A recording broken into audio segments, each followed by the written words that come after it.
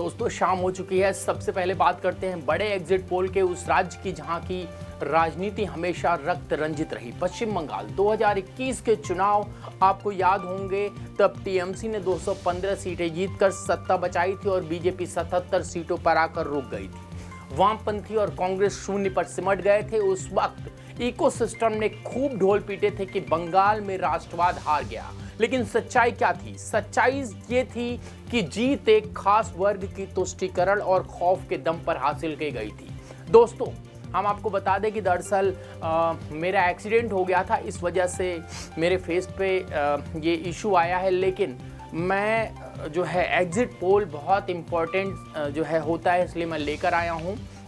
उसके अलावा चलिए सबसे पहले एग्जिट पोल पर नज़र डालते हैं, फिर मैं आपको बताता हूँ कि दरअसल हुआ क्या था मेरे साथ जो हमें देखते हैं। दोस्तों 2026 का एग्जिट पोल के आंकड़े जो हमारे पास आए हैं वो दीदी के किले को ध्वस्त कर रहे हैं।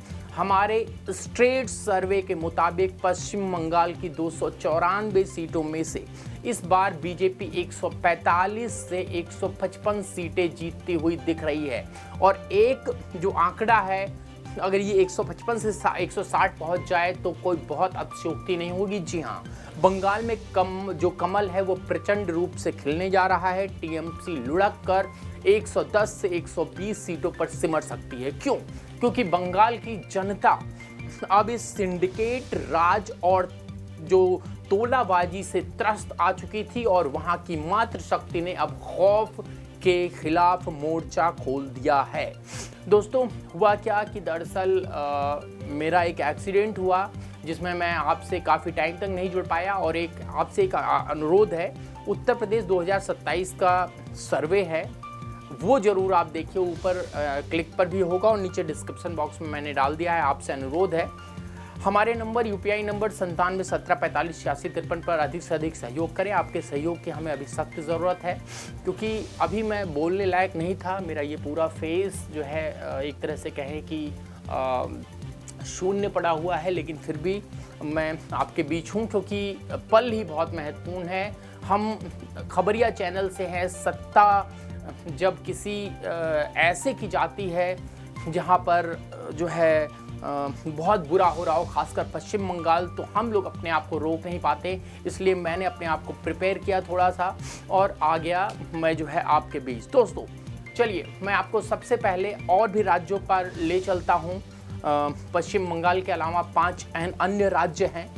असम की बात करते हैं। 2021 का जनादेश क्या कहता है? पूर्वोत्तर का द्वार यानी असम का 221 में असम ने जो है यानी एनडीए ने, असम जो नेशनल डेमोक्रेटिक अलायंस बीजेपी की है, वो 75 सीटें जीतकर लगातार दूसरी बार सरकार बनाई थी, जबकि कांग्रेस के नेतृत्व वाले महाजोत को 50 सीटें मिली थी।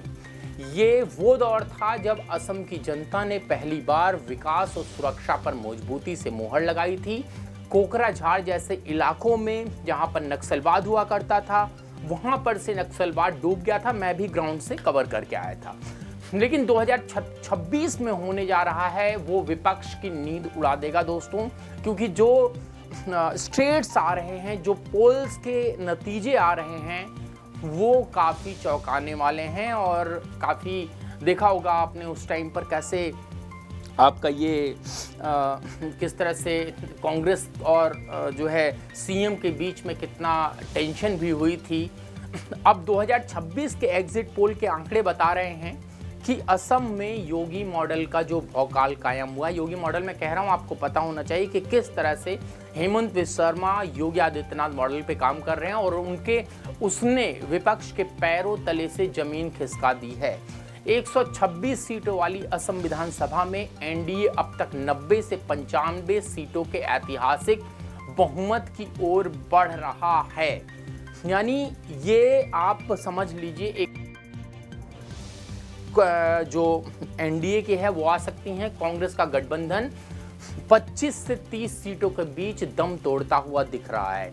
घुसपैठियों और माफियाओं का जो धाकड़ एक्शन असम सरकार ने लिया है, वो जनता ने सिर चढ़कर बोला है। असम की जनता तुष्टीकरण नहीं, विकास और कड़क प्रशासन चाहती है। ये हमको, आपको सबको पता है जो ग्राउंड पर गए होंगे। दोस्तों आपसे मैं बार बार रिक्वेस्ट कर रहा हूं कि जो है हमारे नंबर फैस हो रहे हैं 9717458653, इस पर सहयोग करें। सहयोग नहीं कर सकते तो नीचे डिस्क्रिप्शन बॉक्स में एक लिंक है खबर की, जो सर्वे है हमने किया है 2027 का, उसका पूरा देखें कम से कम।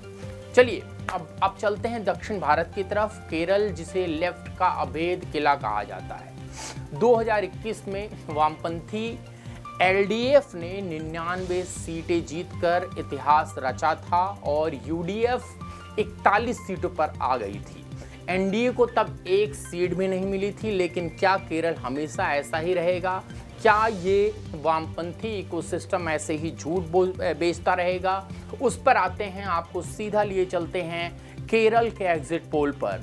दोस्तों, केरल में जो बड़ा उलटफेर हो रहा है उसमें कितनी सीटें भारतीय जनता पार्टी और एनडीए को मिल रही हैं?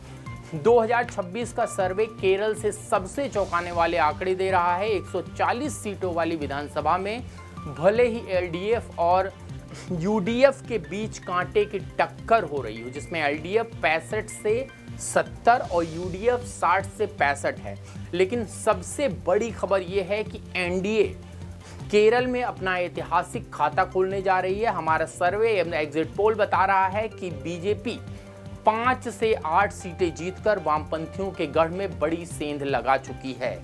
ये राष्ट्रवाद की वो दस्तक है जिसमें पूरी लेफ्ट लॉबी पसीने पसीने होती दिख रही है।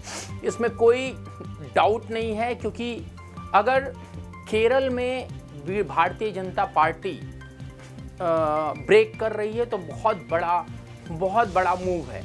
और तमिलनाडु पर नजर डालते हैं दोस्तों। 2021 में डीएमके स्टालिन की डीएमके ने अपने गठबंधन के साथ 159 सीटों का प्रचंड बहुमत हासिल किया था और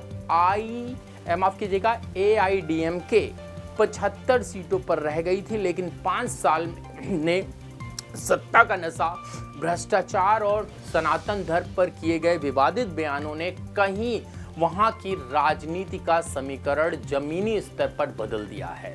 जी हाँ, स्टालिन का डेंगू मलेरिया कहना सनातन को ये शायद भारी पड़ा है और राहुल गांधी इसको शायद समझ नहीं पाए। तमिलनाडु सनातन का अपना जो है एक तरह से कहें बदला कह सकते हैं। 2026 के हमारे धाकड़ एग्जिट पोल के अनुसार 234 सीटों वाले तमिलनाडु में सत्ता विरोधी लहर साफ दिख रही है। डीएमके गठबंधन लुढ़क कर, दोस्तों माफी चाहता हूं, डीएमके गठबंधन लुढ़क कर 120 से 130 सीटों पर गिर सकता है, जो बहुमत के एकदम करीब का डेंजर जोन है। वहीं एआईडीएमके और बीजेपी का वोट शेयर विपक्ष की कमर तोड़ रहा है। सबसे बड़ी राहत बीजेपी की धाकड़ राजनीति और ग्राउंड वर्क के कारण एनडीए को 15 से 20 सीटें और 15% से ज्यादा वोट शेयर मिलने का अनुमान है। सनातन को खत्म करने की बात कहने वालों को जनता अपने वोट की चोट से खत्म करने जा रही है, ये आप मानकर चलिए। 4 तारीख की जो सुबह होगी, जैसे ही ईवीएम खोलेगी उसके बाद आप लोगों को समझ में आ जाएगा कि दरअसल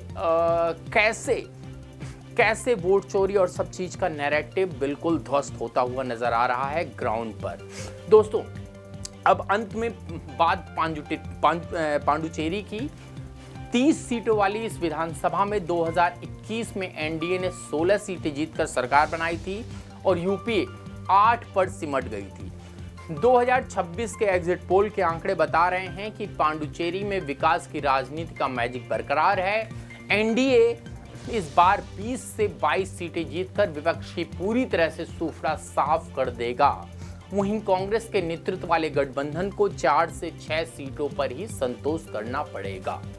यानी जाहिर सी बात है, किस तरह से ये ट्रेंड नजर आ रहे हैं, इससे ये जो हमारा महा एग्जिट पोल है उसने विपक्ष के मंसूबे पर पानी फेर दिया है। और दोस्तों, मैं आपसे फिर से कहता हूं, दरअसल सडनली मेरा एक्सीडेंट हुआ। मैं 2 व्हीलर पे था उस टाइम पर। मैं 2 व्हीलर बहुत कम चलाता हूं, तो एकदम से मॉर्निंग का टाइम था और मैं कुछ रिपोर्ट्स को डन करने गया हुआ था और अचानक से बीपी लो सा लगा, तो मैंने साइड में स्कूटी करने की कोशिश की और वो स्किड हो गई और मैं सीधा गिर पड़ा। उसके बाद जो है मुझे कुछ समय के लिए समझ नहीं आया क्या हो रहा है, पसीना पसीना हो गया। उसके बाद मैंने घर पर कॉल किया, तुरंत जो है वहाँ से हेल्प आई और उसके बाद मैं आपके सामने फ़िलहाल ठीक हूँ। 50% रिकवरी है, 50% अभी भी है, लेकिन बस यही दोस्तों चाहते हैं कि आप अधिक से अधिक सहयोग करें।